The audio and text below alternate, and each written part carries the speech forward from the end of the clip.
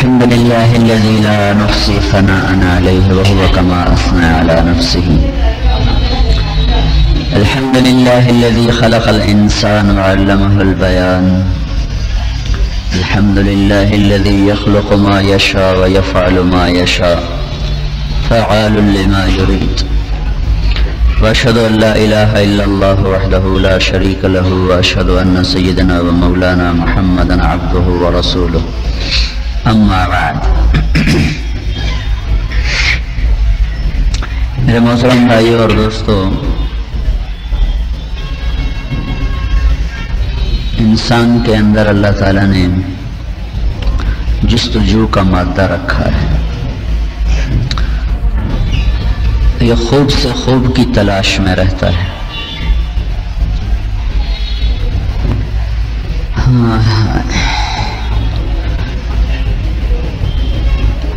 اللہ تبارک و تعالیٰ نے اس کے اندر یہ جستجو اگر نہ رکھی ہوتی تو آج کی یہ سواریاں نہ ہوتی، یہ جہاز نہ ہوتے، یہ سڑکیں نہ ہوتی، گھروں کی یہ شکل نہ ہوتی، لباس کی یہ شکل نہ ہوتی. آج جو کچھ اس دنیا میں نظر آتا ہے یہ انسان کے ذوق جستجو کا ایک ادنا سا نمونہ ہے کہ اللہ نے جستجو رکھی، اس نے کوشش کی، اللہ نے راستہ دیا. دکھانے والا اللہ ہوتا ہے. لیکن اس بحر و بر اور زمین و آسمان کی جو سب سے خوبصورت اور سب سے عرفہ اور اعلیٰ ذات ہے وہ اللہ ہے. یہاں آ کر اس کا ذوق جستجو پتہ نہیں کیوں ٹھوکر کھاتا ہے کہ یہ اللہ کی طلب اور تلاش کی بجائے اللہ کی بنی ہوئی چیزوں کے حسن میں ہی گم ہو کے رہ جاتا ہے.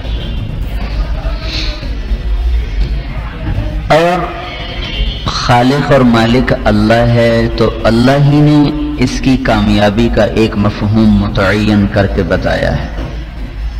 جہازوں کو اڑانا، سمندروں میں اتر جانا، چوٹیوں کو سر کر لینا، ملکوں کو زیر کر لینا، یہ اس کی کامیابی کا مفہوم نہیں ہے. کیونکہ موت اس کو برابر کر دیتی ہے. پانے والا کھونے والا موت پہ آ کے برابر ہو جاتے ہیں. اللہ تعالیٰ نے اس کی کامیابی اور ناکامی کا مفہوم جدا رکھا ہے جو آج کے ماحول میں نہیں.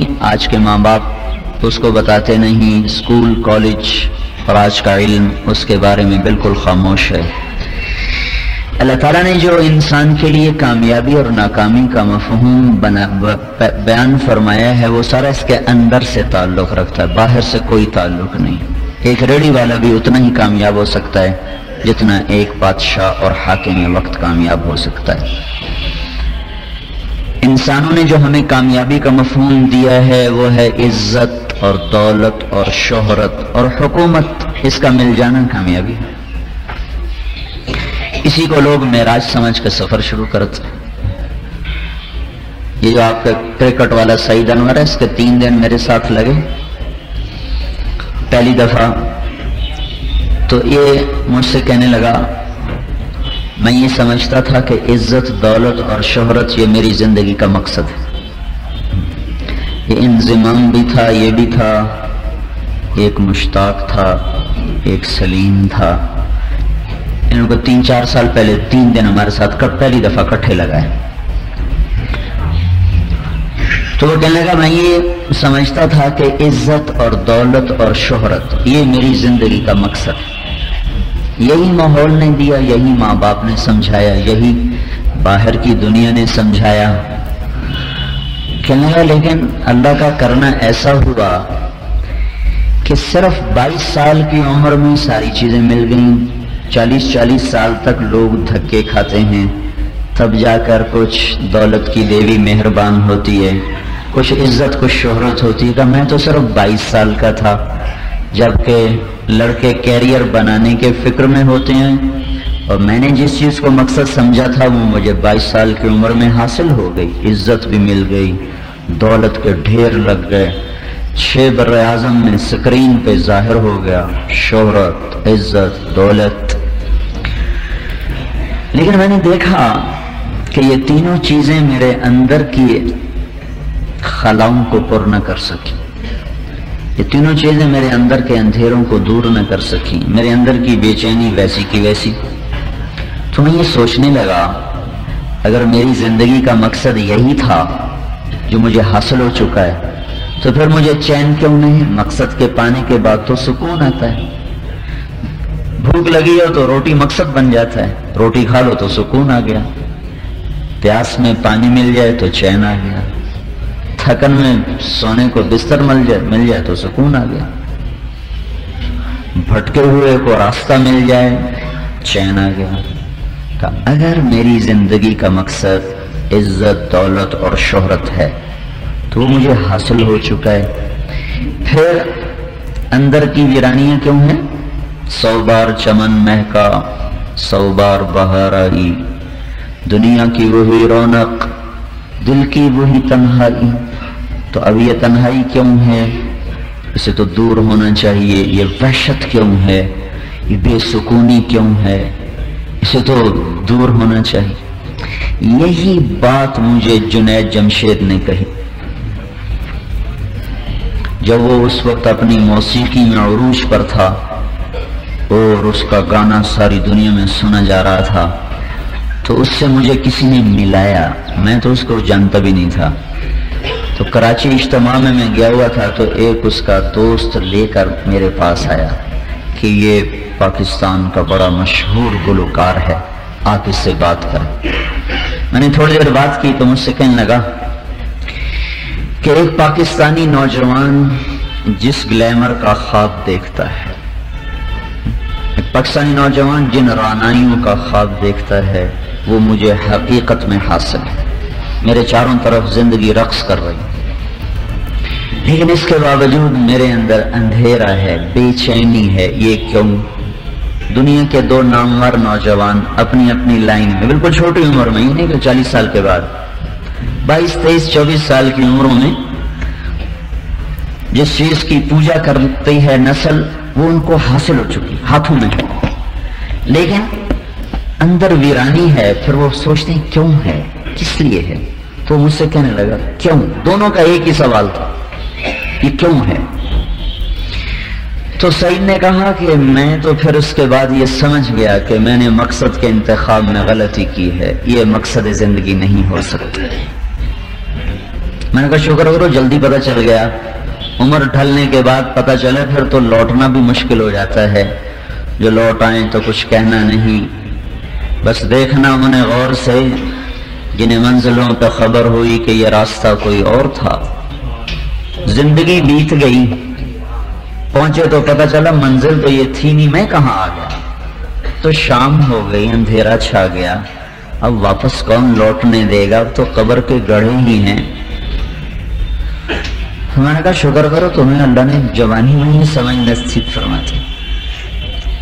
تو جس چیز کو لوگ عزت، جس کو مقصد بنا کے سفر کر رہے ہیں آج کے دور میں، وہ عزت اور دولت اور شہرت، میرے بھائیو اللہ کی قسم یہ نہیں ہے، یہ زندگی کی منزل نہیں ہے، یہ زندگی کا مقصد نہیں ہے۔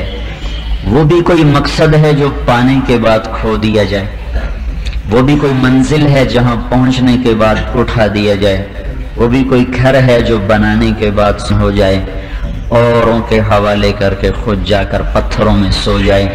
مری کی تو قبر کے مٹی میں ہوں گے، اوپر بھی پتھر، بڑے ارمایا، بیٹوں نے بیچ باچ کے ختم کیا، تقسیم پہ لڑائیاں شروع ہو گئیں، چلو بھائی بیچ کے جان چھڑاؤ، باپ کی زندگی گزر گئی، گھر بناتے، بچوں نے بیچ کے وہ اپنی راہ لی۔ تو پھر مقصد کیا ہے؟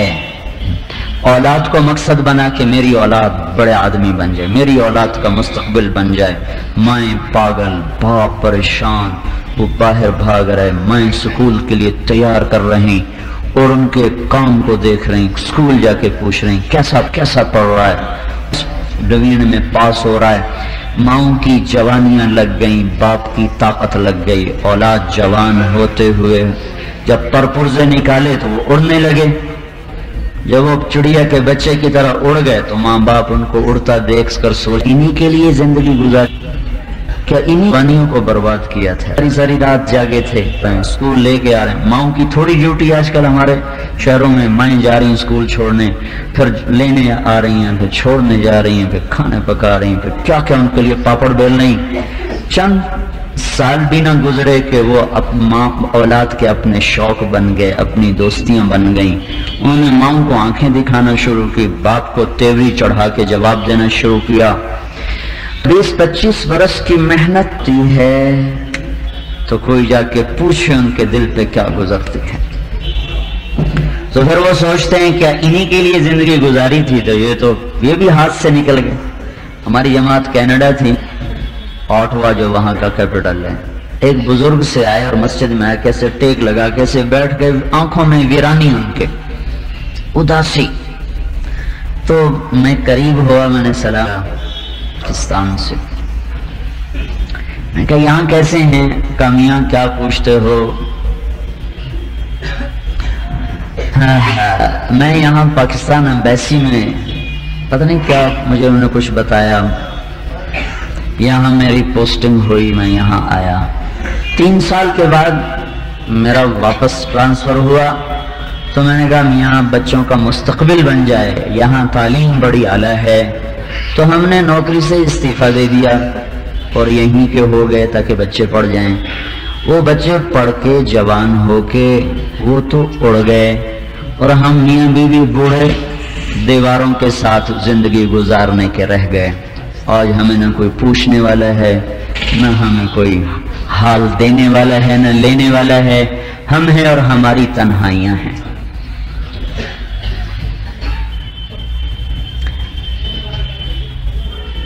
انگلینڈ میں کئی دفعہ جماعت کے ساتھ گیا ہوں۔ میری ماں کا پھوپھی کا بیٹا وہاں رہتا تھا، جب اس کو ٹیلی فون کروں بھائی ملنا ہے، میرا ماموں ہی ٹھہرا، وہ کہ بیٹا میرے پاس وقت کوئی، تو پھر میں خود جا کے ملتا۔ سن 2000 میں آخری دفعہ گیا تھا تو ڈیوزبری مرکز پہنچنے سے پہلے اس کے 4 فون آ چکے تھے کہ طارق جمیل آئے فوراً ملے، طارق جمیل آئے فوراً ملے۔ تو مجھے پیغام ملا، میں چلا گیا۔ ہیلی فیکس 7 چھوٹا سا شہر میں رہتے تھے، کروڑوں پتی آدمی، کروڑوں پتی، پاؤنڈوں میں کروڑوں پتی آدمی۔ مزدوری کرنے گیا، اللہ نے رزق دے دی۔ میں گیا تو بہت بڑے گھر میں تنہا بیٹھا ہوں، اکیلا۔ تو مجھ سے کہنے لگا بیٹا ساری اولاد میرا ساتھ چھوڑ کے چلی گئی۔ 26 سال کے بعد سمجھ میں آیا کہ کاش پاکستان نہ چھوڑتا، چٹنی روٹی تو مل ہی جاتی، چٹنی روٹی تو مل ہی جاتی۔ جن کے لیے زندگی برباد کی آج وہ چھوڑ کے چلے گئے۔ دیکھو میں نے سارے کاروبار بند کر دیے ہیں، ساری پراپرٹی کرائے پہ چڑھا دی ہے، اس سے بھی میرے پاس اتنی دولت اکٹھی ہوتی ہے کہ مجھے سمجھ میں نہیں آتا میں اس کا کروں کیا۔ پھر مجھے اپنے گھر کو دیکھو، اس کمرے میں 2 مہینے کے بعد داخل ہوں، اس کمرے میں 4 مہینے کے بعد داخل ہوں۔ دیکھو یہ اتنا بڑا گھر ہے، میں اور میری تنہائیاں ہیں اور میری بیوی ہے، سب ہمیں چھوڑ کے چلے گئے۔ تو میرے بھائیوں، میں یہ بات عرض کر رہا تھا کہ ہم دنیا میں کامیابی چاہتے ہیں، اور اس کامیابی کا مفہوم کیا ہے، اس کا مطلب کیا ہے؟ اس کا صحیح مطلب وہ ہے جو اللہ نے بتایا ہے، وہ نہیں جو ہمارے ماں۔ جب میں چھوٹا سا تھا، 4-5ویں جماعت میں پہنچ گیا تھا، تو میرے ماں باپ مجھ سے فرماتے بیٹا تم نے ڈاکٹر بننا ہے، تم بڑے آدمی بن جاؤ، تم ڈاکٹر بنو گے تم بڑے آدمی بن جاؤ۔ اس عمر میں مجھے کہنا شروع کیا تم نے ڈاکٹر بننا ہے، تو بڑا آدمی بن جائے گا، بڑا آدمی بن جائے گا۔ ہمارے علاقے میں ایک غریب سی فیملی تھی، اس کا ایک لڑکا ڈاکٹر بنا تھا، اس کی علاقے میں اچھی عزت ہو گئی تھی، تو پھر مجھے اس کی مثال دیتے، دیکھو وہ کتنا غریب تھا، وہ ڈاکٹر بن گیا، تو اس کی کتنی عزت ہے، تو بنے گا تیری اس سے بھی زیادہ ہوگی۔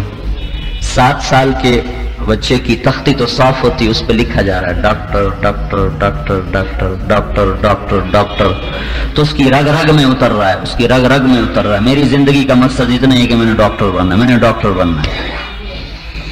ہائے ہائے ہائے ہائے، آج کی اولادوں کا کیا قصور ہے، آج کل کے ماں باپ ہی ظالم ہیں۔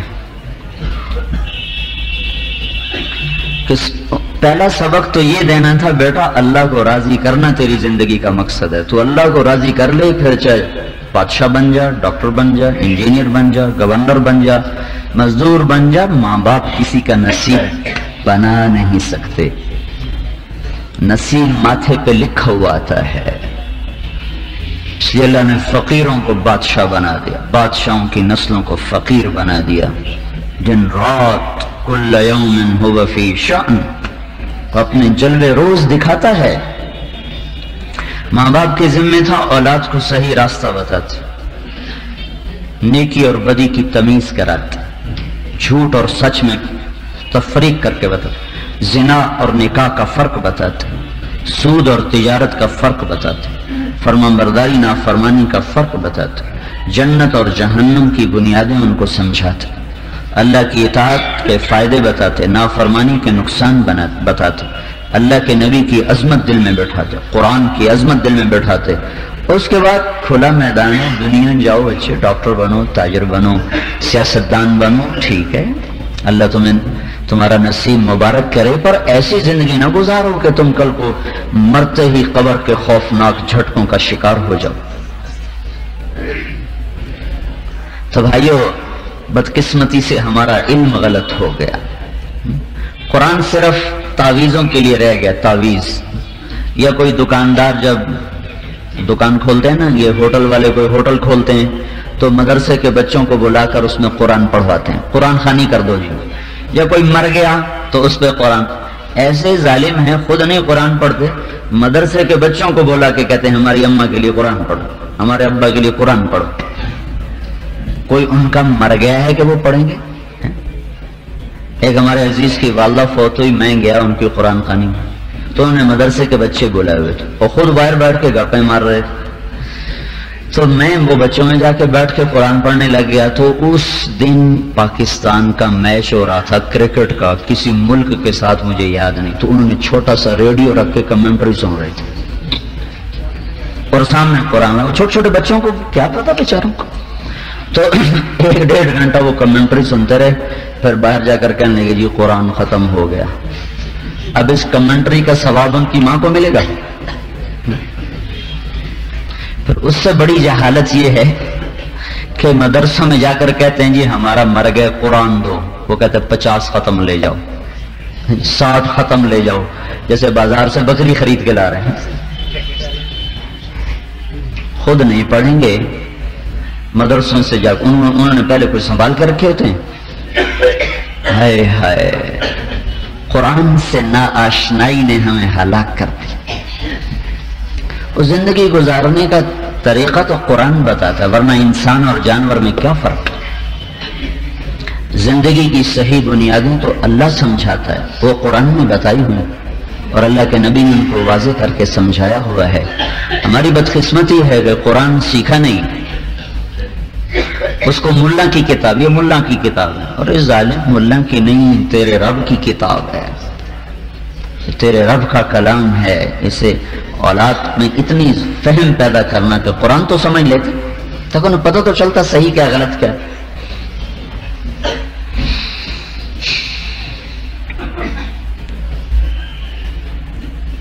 تو اللہ تعالیٰ نے قرآن میں کامیابی ناکامی کو کیا بیان کیا ہے، وہ اصل چیز،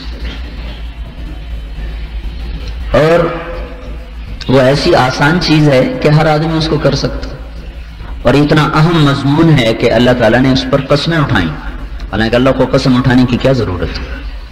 وَمَنْ أَصْدَقُ مِنَ اللَّهِ قِيلًا، اللہ فرماتے میری بات تو سب سے زیادہ سچی ہے۔ لیکن پھر اللہ قرآن میں متعدد جگہ قسمیں اٹھاتا ہے، اور قسم وہاں اٹھائی جاتی ہے جہاں اگلے کو بات میں شک پڑ گیا ہو۔ ہمیشہ شک کو، شبہ کو دور کرنے کے لیے قسم اٹھائی جاتی ہے۔ جیسے ہم نے کہتے ہیں صفائی دو، جو کسی پر کوئی الزام لگ گیا قسم اٹھاؤ، تو جب قسم دیتا ہے ہم کہتے ہیں ٹھیک ہے بھائی چھوڑ دو۔ تو اللہ کو تو قسم اٹھانے کی کوئی ضرورت نہیں تھی، وہ تو ویسے ہی سچا ہے، لیکن اللہ نے مختلف جگہوں پر، مختلف مضامین پر، کہیں ایک قسم، کہیں 2، کہیں 3، کہیں 4، صرف ایک جگہ ایسی ہے جہاں اللہ نے 7 قسمیں اٹھائی ہیں، 7 قسمیں، उसका तो वैसे ही बोल काफी है 6 जाए कि कसम और कसम भी 7, और ये 7 कस्में किस पर उठाई हैं? कामयाब कौन है, नाकाम कौन है? वो कहता मुझे सूरज की कसम, चांद की कसम, दिन की कसम, रात की कसम, आसमान की कसम, जमीन की कसम, तेरे जान की कसम, ये ऊपर नीचे अल्लाह 7 कस्में उठा के फिर बताता है कामयाब कौन है, नाकाम कौन है। वश्शम्स वज़ुहाहा वल्क़मरि इज़ा तलाहा वन्नहारि इज़ा जल्लाहा वल्लैलि इज़ा यग़शाहा वस्समाइ वमा बनाहा वल्अर्द वमा तहाहा वनफ्स वमा सव्वाहा। यहाँ 7 पूरी होगी। फ़अल्हमहा फुजूरहा व तक़वाहा, ये मज़मून कसम क़द अफ़लह मन ज़क्काहा व क़द ख़ाब मन दस्साहा। और मेरे भाई अल्लाह की कसम, इस ताकत से अल्लाह ने किसी बात को कुरान में बयान नहीं किया जिस ताकत से इस मज़मून को बयान किया है कि कामयाब कौन है, नाकाम कौन है। 7 कस्में, चूंकि इस पर्चे में अक्सर दुनिया फेल हुई है, आज भी हो रहे हैं, आइंदा भी होंगे, पीछे भी होते चले आए। तो अल्लाह ताला की अब बात सुनो, ए मेरे बंदो, ए मरी वालो, ए मरी की ठंडक में ज्यादतियां और जुल्म करने वालों। कहता हैरत की बात, जब कोई एहसान करता है तो लोग सर झुकाते हैं। एहसान वाले, या तेरा मेरे ऊपर एहसान है, मैं तुझसे बात नहीं कर सकता। मेरा बाप और ताया 2 ही भाई थे। मेरा बाप बड़ा सखी था, मेरा ताया जरा बखील था। तो दोनों में खटपट हो जाती थी। तो वो जो था ना, मेरे ताया मरूम, वो हमारे वालिद पर बड़ी ज्यादती करते। बातों हम छोटे छोटे, हमें कभी गुस्सा कि आपके साथ ऐसा क्यों करते हैं। वह कहते मेरे बेटो, तुम्हारे ताए के मुझ पर एहसान है, वो मुझे चौक में कान पकड़ा के मारे तो भी बात न करूंगा। वो सारी जिंदगी उन दोनों भाइयों ने ऐसी गुजर, कभी अपने बड़े भाई के सामने चूं भी ना की। क्या कहते, इसके मेरे ऊपर एहसान है। ये इंसानी फितरत है, मोहसिन के आगे झुकता है।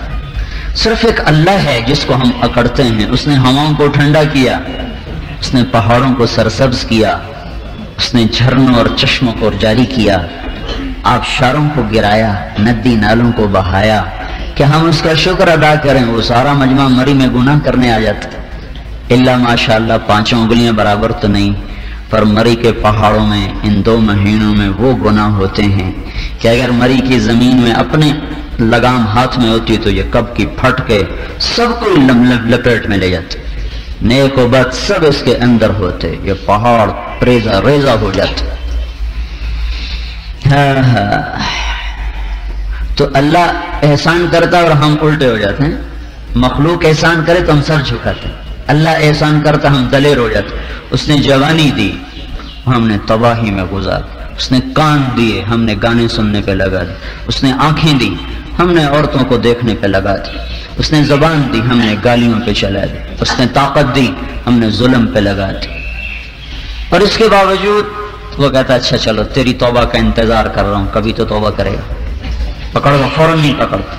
तो लगाए मेरे बंदो, वशम्स, मुझे इस सूरज की कसम, वज़ुहाहा, और इसकी रोशनी की कसम, वल्क़मरि इज़ा तलाहा, मुझे उस चांद की कसम जो पीछे आता है, वन्नहारि इज़ा जल्लाहा, मुझे दिन की कसम, वल्लैलि इज़ा यग़शाहा, मुझे रात की कसम, वस्समाइ वमा बनाहा, यहाँ अल्लाह खुद शामिल हो गया, मुझे आसमान की कसम और आसमान के बनाने वाले रब की कसम। अब अपने आप को भी बीच में शामिल किया। वल अर्द वमा तहाहा, मुझे इस धरती की कसम और धरती के बनाने वाले रब की कसम। व नफ्सिन वमा सव्वाहा, मुझे तुम्हारी जान की कसम और तुम्हारे जान के बनाने वाले रब की कसम। 7 कस्में, बीच का जुमला छोड़ के अगला तर्जुमा, क़द अफ़लह मन ज़क्काहा।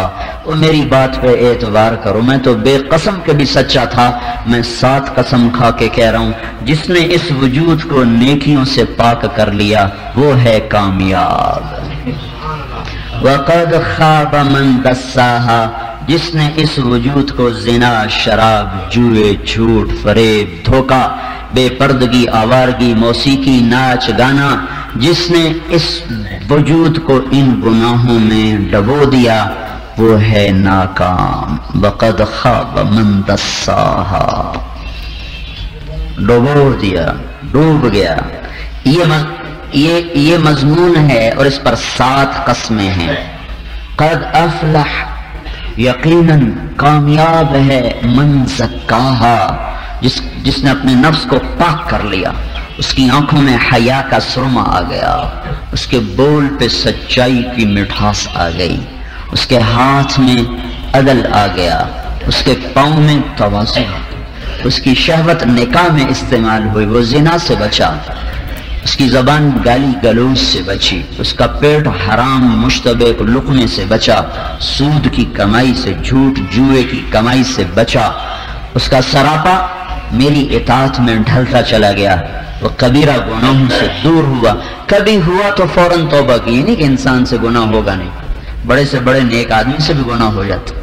اس لیے اللہ کے نبی کا فرمان ہے اپنے بھائی کو حقیر مت سمجھو، خاص طور پر کسی نیک آدمی سے کوئی خطا ہو جائے تو اس کو نہ حقیر سمجھو نہ اچھالو، ورنہ تم برباد ہو جاؤ گے قیامت کے دن۔ کیا پتہ وہ توبہ کر کے اللہ کو منا چکا ہو اور ہم اس کا گڈا باندھ کے قیامت کے دن خود ذلیل و رسوا ہو جائیں۔ تو قد افلح من زکاہا، جس نے اپنے آپ کو پاک کر لیا نیکیاں کر کے، جیسے ہمیں جمعے کی تیاری، غسل کیا، کپڑے بدلے، جسم پاک ہو گیا، پانی بہایا، جسم پاک۔ لیکن میرے بھائیو، اندر کی جو پاکیزگی ہے وہ اس پانی سے نہیں ہے، وہ اللہ کی اطاعت سے ہے، جس کا پہلا بیج ایمان ہے، لا الہ الا اللہ۔ لا الہ الا اللہ اگر دل میں نہیں ہے تو ساری دنیا کے سمندر بھی اس کو نہیں دھو سکتے۔ دنیا کا سب سے ناپاک وجود کافر ہوتا ہے۔ جس دل میں لا الہ الا اللہ نہیں وہ سب سے ناپاک وجود ہے۔ جس دل میں لا الہ الا اللہ اتر گیا یہ ان کے مقابلے میں سب سے پاک وجود ہے۔ اب یہ شرک سے نکل آیا، اب اس کے لیے میدان ہے حضرت محمد صلی اللہ علیہ وسلم کی پاکیزہ زندگی۔ تو جس نے اپنے آپ کو نیکیوں میں سے مزین کیا تو اللہ کہتا قد افلح، یقیناً یہ کامیاب ہے۔ اور جو گناہوں میں گر گیا، پھسل گیا، لڑک گیا، لتھڑ گیا تو قد خاب من دساہا، وہ ناکام ہو گیا، ناکام ہو گیا۔ ناکامی فقر نہیں ہے، ناکامی کا مطلب الیکشن ہارنا نہیں، ناکامی کا مطلب جنگ ہارنا نہیں ہے، ورنہ امام حسین ناکام ہو گئے۔ کوئی کہہ سکتا ہے ناکام ہو گئے، شکست کھائی، ناکام نہیں ہوئے، شکست کھائی ہے۔ اور ابن زیاد اور شمر وہ کامیاب نہیں ہوئے، انہوں نے فتح پائی ہے۔ فتح اور چیز ہے، کامیابی اور چیز ہے، شکست اور چیز ہے، ناکامی اور چیز ہے۔ ہمارے نبی نے جنگ احد میں شکست کھائی تو کیا ناکام ہو؟ نعوذ باللہ، سارے جہان کو کامیابیاں تقسیم کرنے والے وہ کیسے ناکام ہو؟ ناکام اور کامیاب یہ اندر کی دو چیزیں ہیں، باہر سے کوئی تعلق نہیں، یہ اندر کی چیزیں ہیں۔ 3 بر اعظم پہ حکومت کر کے محمود غزنوی کامیاب گیا ہے، 34 سال حکومت کی، 34 برس حکومت کی۔ اور آج کل کے بادشاہوں کی طرح نہیں تھی کہ ووٹ سے حکومت لے لیں، حکومت تھی 34 برس۔ اور آج سے کوئی 70-80 سال پہلے اس کی قبر بیٹھ گئی تھی، وہ قبر کو ٹھیک کرنے کے لیے دوبارہ جو کھولا گیا، اندر جھانک کے دیکھا تو ایسے پڑا تھا جیسے کوئی آج صبح اس کو دفن کر کے گیا۔ نہ کوئی وہ ابدال، نہ کوئی قطب، نہ کوئی محدث، نہ کوئی مفسر۔ یہ فاتح ہے۔ دنیا میں 4 آدمی ایسے گزرے جنہوں نے شخصی فتوحات سب سے زیادہ۔ ذوالقرنین کا تو ہمیں پتہ نہیں چلتا نا، جو تاریخ ذوالقرنین کی تاریخ موجود نہیں، جس کو قرآن کہہ رہا ہے کہ مطلع الشمس مغرب الشمس، یقیناً سب سے بڑا فاتح تو وہی ہوگا جس کو قرآن ذوالقرنین کے نام سے یاد کرتا ہے، لیکن اس کی تاریخ ہمارے سامنے کوئی نہیں۔ جن لوگوں کی تاریخ ہمارے سامنے ہے اس میں سب سے بڑا فاتح چنگیز خان ہے، اور دوسرے نمبر پر محمود غزنوی ہے، تیسرے نمبر پر سکندر یونانی ہے، چوتھے نمبر پر تیمور لنگڑا ہے۔ 2 مسلمان ہیں، 2 کافر ہیں۔ تو دوسرے نمبر کا فاتح وہ 34 برس کی حکومت اور 1000 برس 4 صدی کا بادشاہ ہے، اور پہلا دنیا کا بادشاہ ہے جس کو سلطان کا لقب ملا۔ اس سے پہلے کسی کو سلطان کا لقب نہیں ملا، سلطان کا لقب محمود کو ملا۔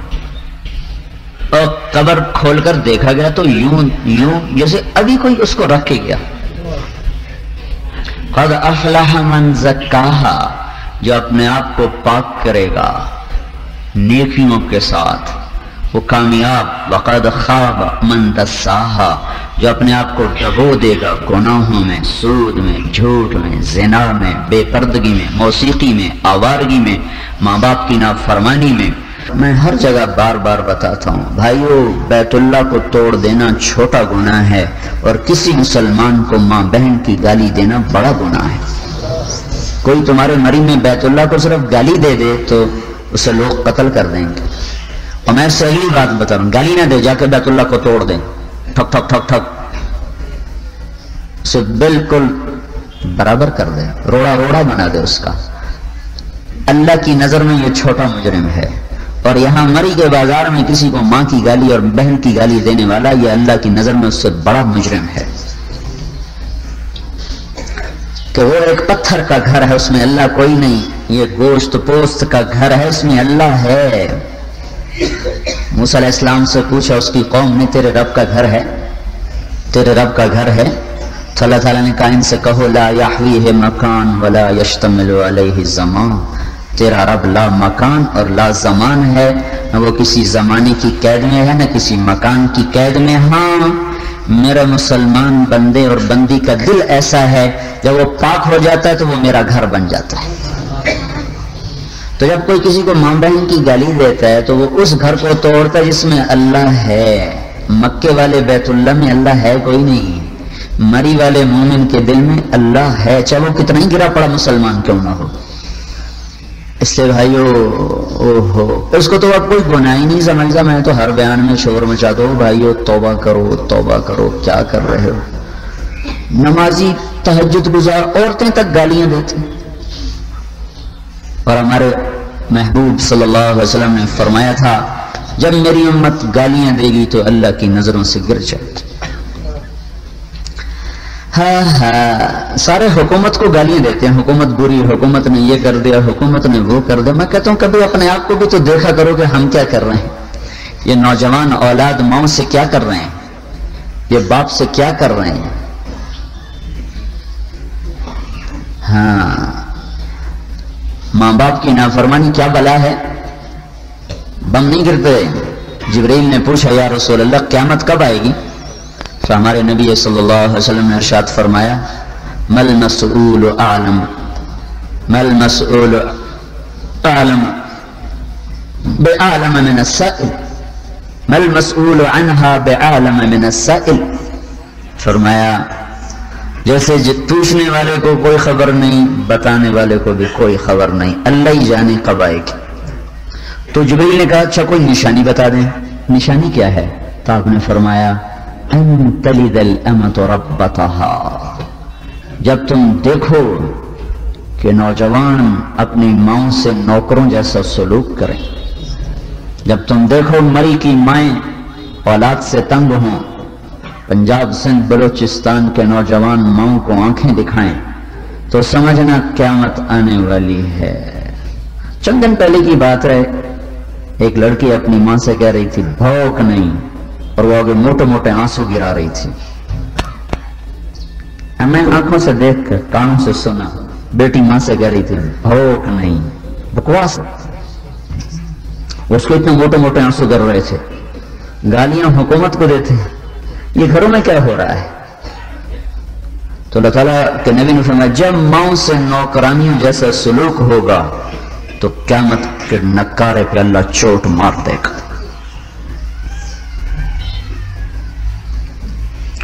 ناکامیابی ناکامی کی بنیادیں اندر ہیں باہر نہیں ہیں، اندر ہیں باہر نہیں ہیں. نظریں آوارہ ہو جائیں، گھنگروں کی چھن چھن سے سارا مری چھلنی ہو جائے تو سمجھو کہ ناکامی کی مہریں لگ گئیں. اور اللہ کی نظر جو قوم ناچ گانے کی عادی ہو جائے ان کی قیمت اللہ کی نظر میں ایک جانور سے زیادہ نہیں رہتی. وہ انسانیت کی صف سے نکل کر جانوروں کی صف میں کھڑے ہو جاتے.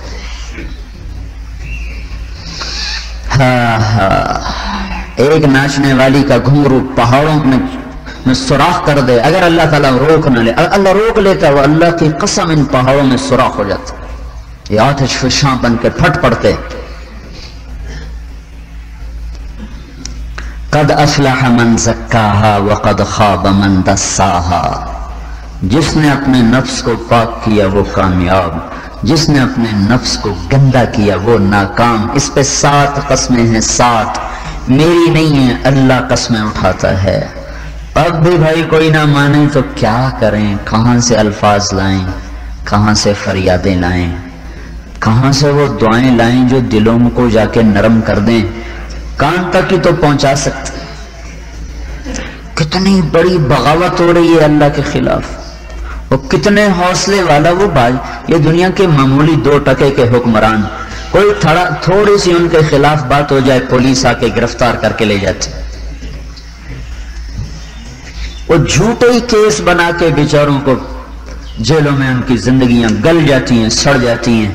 کتنا بڑا میرا اللہ ہے، کتنا بڑا میرا اللہ ہے کہ بحر و بر جس کے آگے سر و سجود ہے، عرش و فرش جس کے آگے تھر تھراتا اور کانپتا ہے، ذرے سے لے کر آفتاب تک، قطرے سے لے کر 7 سمندر تک، سنگریزے سے لے کر ہمالیہ کی چوٹی تک، پروانے سے لے کر جبریل تک، میرے بھائیو ہر چیز اس کے آگے جھکی ہوئی ہے۔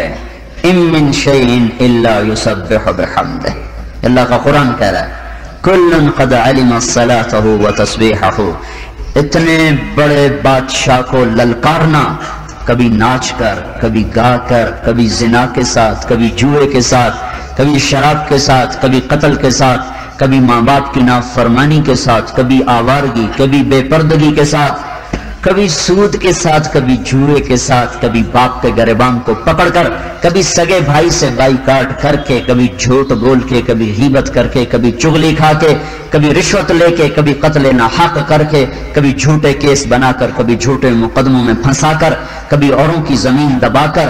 یہ سارے کام اللہ کو للکارنے والے ہیں۔ پر قربان جاؤں اس رب پہ، وہ کہتا اچھا چلو ہم مہلت دے رہے ہیں، چلو آج توبہ نہیں کی تو کل کر لو گے، پرسوں کر لو گے، ترسوں کر لو گے، اچھا شاید بڑھاپے میں کر لو، ہم تمہاری راہیں تک رہے ہیں۔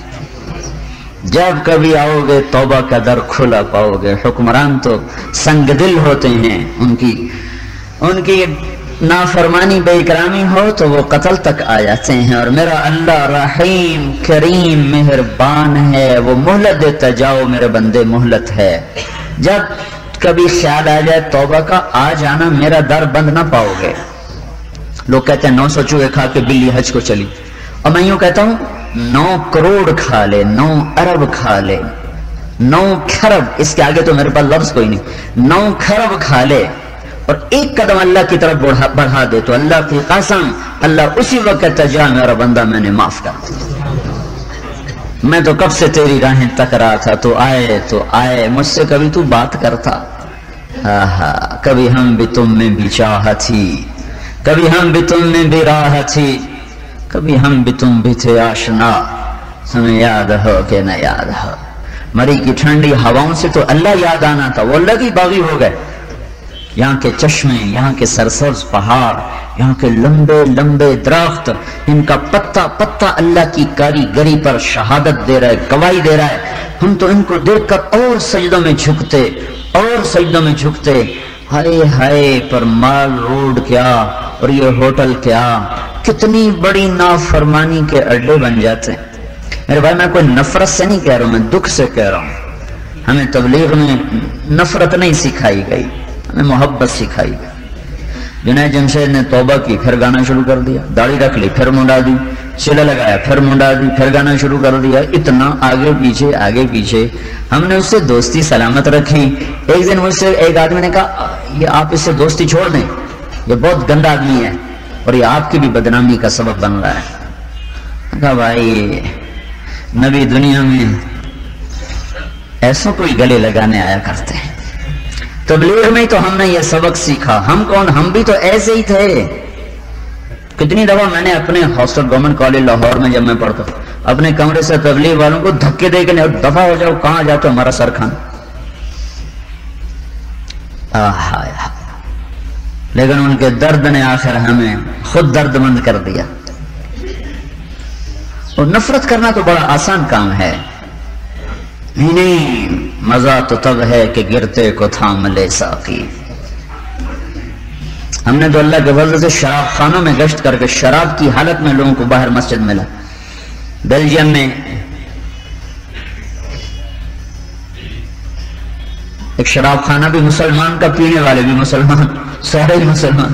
اور مری میں بھی شراب چل رہی ہے. کون سی بیلجیم کی کیا بات ہے؟ جاؤ دیکھو، پینے والے بھی مسلمان ہیں، بیچنے والے بھی مسلمان. ان کو خبر ہی کوئی نہیں کہ وہ کیا کر رہے ہیں. تو آگے 4 عرب بیٹھے ہوئے تھے، ان سے بات کی. 3 تیار ہو گئے، ایک کو چڑھ گئی تھی، کہنے لگا میں نہیں آتا. تمہارے ایک ساتھی ان کا نام ہے یونس، عربی ہے. وہ کہنے لگا بھائی تو کیوں نہیں آتا، تو بڑا اچھا آدمی. وہ کہنے لگا میں کیسے اچھا آدمی ہوں؟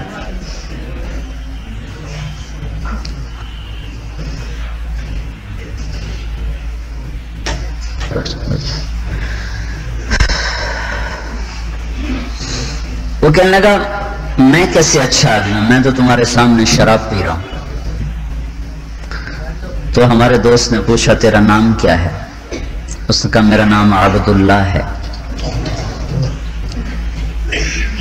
مراکش کا تھا. انہوں نے کہا میرا نام عبداللہ ہے. انہوں نے کہا تیرا نام ہی اتنا خوبصورت ہے تو خود کتنا اچھا ہوگا، تو اللہ کا بندہ ہے.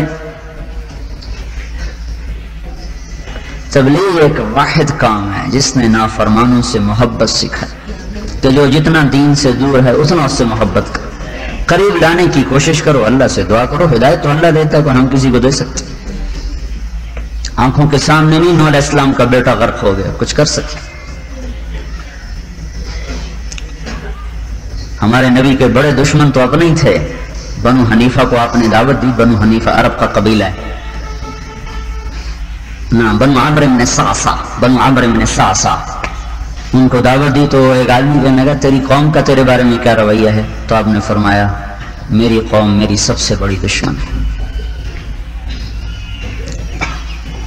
تو وہ کہنے لگا میرے تو کپڑوں پہ شراب گر گئی، میں مسجد میں کیسے جاؤں؟ تو ہمارے ساتھی نے کہا ہم آپ کو کپڑے بھی دیں گے، غسل بھی کروائیں. تو اس کو لے کے مسجد میں آ گئے. اسے پہلے نہلایا، پھر اسے کپڑے پہنائے، پھر اسے آ کے بیان میں بٹھا دیا. بیان سن کر وہ کھڑا ہو گیا کہ نقل میرے 3 دن لکھو. وہ جو شراب پی رہا تھا 3 دن کے لیے جماعت میں بھیجا، 3 دن لگا کے آیا. وہ جو شراب خانے کا مالک تھا وہ بھی مسلمان تھا، وہ بھی مراکش کا تھا. تو اس کے آ کے پاؤں پڑ گیا کہ تو اللہ کے واسطے ایک دفعہ 3 دن لگا لے، ایک دفعہ 3 دن لگا لے. وہ اس کو منت خوشامد کر کے جو 3 دن کے لیے نکالا، وہ 3 دن لگا گیا تو اس نے سارا شراب خانہ ہی بند کر دیا. اس پہ بازار میں اس میں 8 مسلمانوں کے تھے، ایک بیلجیم والے کا تھا. یہ 8 کے 8 شراب خانے آنکھوں سے میں نے دیکھا بند ہوئے، صرف ان کو 3 دن کے لیے جماعت میں نکالا. تو میرے بھائیو، کامیابی کا مفہوم سمجھو جو اللہ نے بتایا ہے. قد افلح من زکاہا وقد خاب من دساہا. جس نے اپنے آپ کو پاک کیا نیکیوں کے ساتھ وہ کامیاب ہے، اور جس نے اپنے آپ کو گندا کر دیا گناہوں کے ساتھ وہ ناکام ہے. اس پر 7 قسمیں، والشمس وضحاہا، مجھے سورج اس کی روشنی کی قسم، والقمر اذا تلاہا، مجھے چاند کی قسم جو پیچھے آئے، والنہار اذا جلاہا، مجھے دن کی قسم جو اسے روشن کرے، واللیل اذا یغشاہا، مجھے رات کی قسم جب وہ چھا جائے، والسماء وما بناہا، مجھے آسمان کی قسم، آسمان کے رب کی قسم، والارض وما طحاہا، مجھے زمین کی قسم، زمین کے رب کی قسم، بچھانے والے کی قسم، ونفس وما سواہا، مجھے تمہاری جان کی قسم اور جان کے بنانے والے رب کی قسم. میرے بندو میری سمجھو میں کیا کہہ رہا ہوں. قد افلح من زکاہا وقد خاب من دساہا. کامیاب وہ ہے جس نے اس وجود کو نیکیوں سے خوبصورت بنایا، ناکام وہ ہے جس نے اس وجود کو گناہوں سے گندا کر دیا۔ اور یہ جو قسمیں ہیں یہ ایک تخیل پیش کرتی ہیں، جیسے میری نظروں کے سامنے ایک تخیل بنتا ہے۔ یہ عرب کلام عرب میں سے، مطلب میں کوئی تفسیر نہیں بیان کر رہا ہوں، یہ کلام کی خوشبو ہے، کلام کی مہک ہے کہ بندے اور رب میں مکالمہ ہے۔ اور میرا اللہ کہہ رہا میرے بندے والشمس وضحاها، مجھے سورج کی قسم، کامیاب وہ ہے جس نے اپنے آپ کو نیکیوں سے پاک کیا، ناکام وہ ہے جس نے اپنے آپ کو گناہوں سے گندا کیا۔ مانتے ہو میری؟ سمجھتے ہو؟ بندہ کہتا ہے نہ مانتا ہوں نہ سمجھتا ہوں۔ کامیابی تو ان کی ہے جن کے آگے پیچھے مال ہے، دولت ہے، عزت ہے۔ پھر اللہ دوسری قسم اٹھاتا ہے، میرے بندے والقمر اذا تلاہا، مجھے چاند کی قسم، کامیاب وہ ہے جو پاک ہوا، ناکام وہ ہے جو گناہوں میں ڈوبا۔ مانتے ہو؟ کہتا نہیں مانتا ہوں، سمجھتا ہی کوئی نہیں۔ پھر اللہ تیسری قسم اٹھاتا ہے، میرے جیسے مانے نادان بچے کو سمجھاتی وہ سر مارتا ہے، پھر سمجھاتی وہ سر مارتا ہے، پھر سمجھاتی وہ سر مارتا ہے۔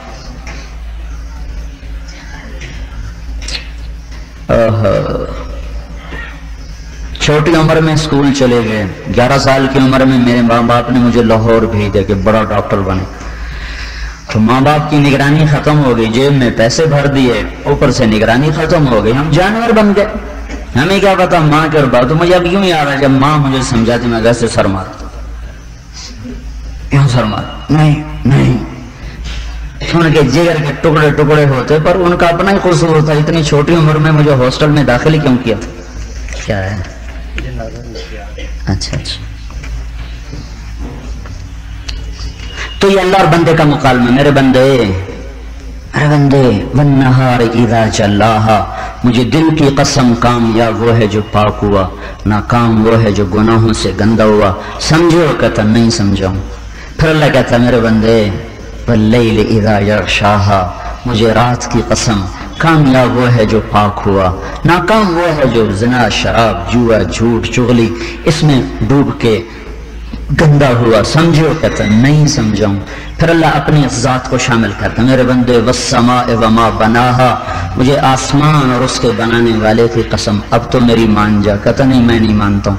پھر اللہ چھٹی قسم اٹھاتا والارض وما طحاہا، مجھے اس دھرتی کی قسم کہ یہ گواہ ہے، اس میں بڑی بڑی قوموں کو میں نے دھنسایا، اور بڑے بڑے شرابیوں کو، زانیوں کو، قاتلوں کو، جواریوں کو، ڈاکوؤں کو، ظالموں کو میں نے عبرت کا نشان بنایا۔ اب تو میری مان جا کہ کامیاب وہ ہے جو پاک ہوا، ناکام وہ ہے جس نے اپنے آپ کو گناہوں سے گندا کیا۔ کہتا نہیں میں نہ مانوں۔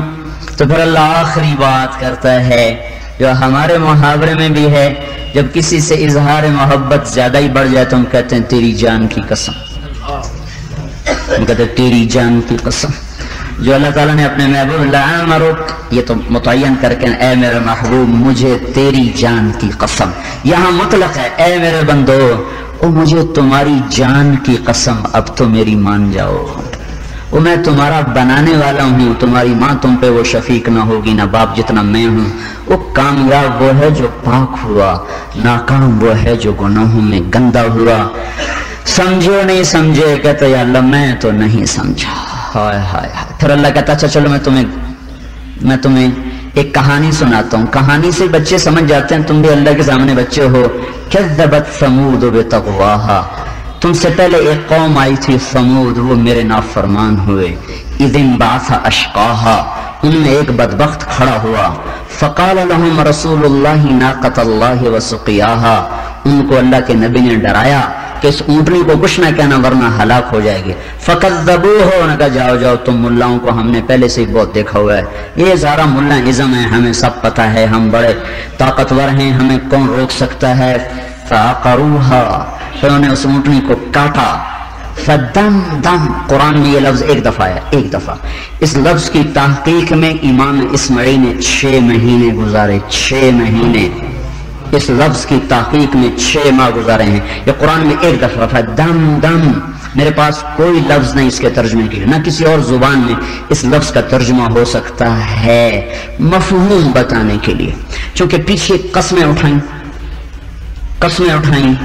محبت اور شفقت جتلائی، پھر ایک قوم کی کہانی سنائی، پھر اگر نہیں مانتے تو فدمدم علیہم ربہم بذنبہم فسواہا ولا یخاف عقباہا، پھر اللہ تعالیٰ نے ان پر عذاب کا نکارہ بجا دیا، عذاب کے نکارے پہ چوٹ ماری اور انہیں تہس نہس کر دیا، عبرت کا نشان بنا دیا۔ ان فی ذلک لآیۃ لقوم یعلمون، اسی قوم کو دوسری جگہ اللہ کہہ رہا ہے فانظر کیف کان عاقبۃ مکرہم انا دمرناہم وقومہم اجمعین فتلک بیوتہم خاویۃ بما ظلموا ان فی ذلک لآیۃ لقوم یعلمون وانجینا الذین آمنوا وکانوا یتقون۔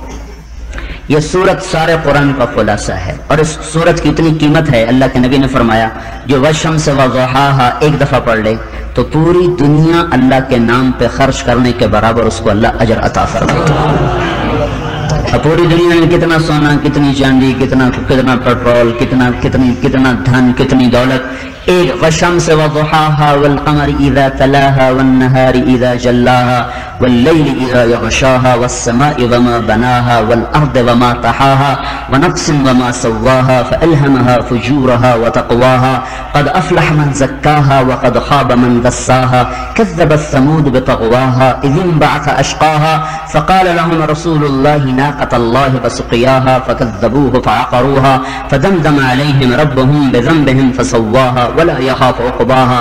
گھڑی میرے سامنے ہے، ٹوٹل اس پر 35 سیکنڈ لگے ہیں۔ 35 سیکنڈ میں اللہ کا نبی کہتا ہے تم ساری دنیا اللہ کے نام پر خرچ کرنے کا اجر اٹھا سکتے ہو۔ سارے قرآن کا میں نے آپ کو خلاصہ بتا دیا ہے، بیچ میں ایک جملہ رہ گیا فَأَلْهَمَهَا فُجُورَهَا وَتَقْوَاهَا، تھوڑی سی اس کی سن لو کر نماز پڑھ کہ ہم نے تمہارے اندر برائی کی طاقت بھی رکھی، اچھائی کی طاقت بھی رکھی۔ یہاں برائی کا ذکر پہلے ہے، اچھائی کا بعد میں ہے۔ یہ اس بات کی طرف اشارہ ہے تم مٹی سے بنے ہو، اور مٹی کی صفت یہ ہے اس میں گندی جھاڑیاں خود پیدا ہوتی ہیں، فصل کو اگانا پڑتا ہے۔ گندی جھاڑیاں پیدا ہوتی ہیں اپنے آپ، نہ وہ مرتی ہیں نہ ان کا بیج مرتا ہے، اور اچھی فصل لینی پڑتی ہے، اگانی پڑتی ہے۔ بے احتیاطی کرو تو اس کا بیج مر جاتا ہے۔ یہ اس بات کی طرف اشارہ ہے کہ تم میں برائی خود بخود پیدا ہوگی، اچھائی کی فصل تمہیں لینی پڑے گی۔ تکبر آتے ہی آئے گا، تواضع کی فصل اگانی پڑے گی۔ کفر خود آئے گا، ایمان کی فصل اگانی پڑے گی۔ جھوٹ خود زبان پہ آئے گا، سچ کی فصل لینی پڑے گی۔ زنا کی طرف طبیعت خود چلے گی، پاک دامنی کی طرف اپنے آپ کو لے کے چلنا تمہیں خود کرنا ہوگا۔ گانے کی طرف خود چلو گے، موسیقی کی طرف خود چلو گے۔ جنید جمشید اور میں خانوال میں کٹھے گئے جماعت میں، خانوال میرا ہوم ڈسٹرکٹ، تو اس نے اپنے گانے کے دوران وہاں بہت بڑا پروگرام کیا تھا، تو میں نے اس سے کہا تو نے میرے ضلع کو گندا کیا تھا، اس کو پاک بھی کہا، وہیں بیان کر جانا، تو نے گانا گایا تھا۔ تو وہاں لوگ ہم نے کٹھے کر دیے، بہت بڑی خلقت کٹھی ہو گئی۔ ان سے کہا دیکھو بھائی میں موسیقی سے توبہ کر چکا ہوں، دیوانی دنیا یہ کہتی ہے کہ موسیقی روح کی غذا ہے، اگر یہ روح کی غذا ہوتی میں اسے کبھی نہ چھوڑتا۔ سب سے زیادہ روحوں کو ویران کرنے والی اگر کوئی چیز ہے تو موسیقی ہے، تو میں اپنے تجربے کی بات بتا رہا۔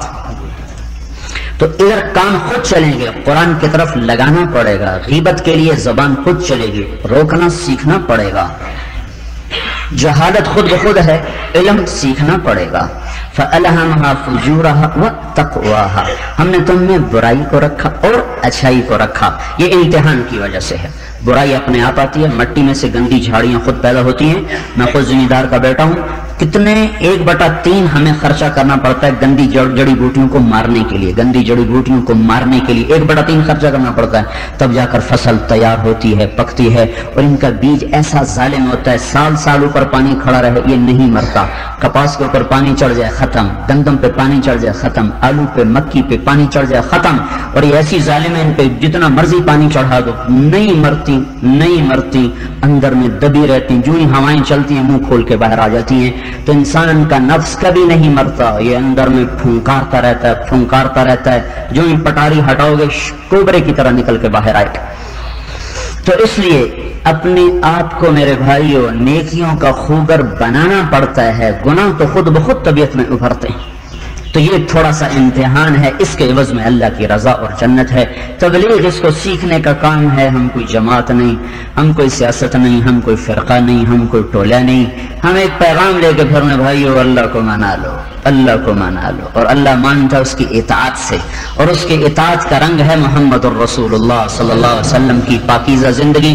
جو اس زندگی میں ڈھل جائے گا وہ کامیاب ہے، جو چھوڑ دے گا وہ ہلاک و برباد ہے۔ اللہ ہم سب کو عمل کی توفیق۔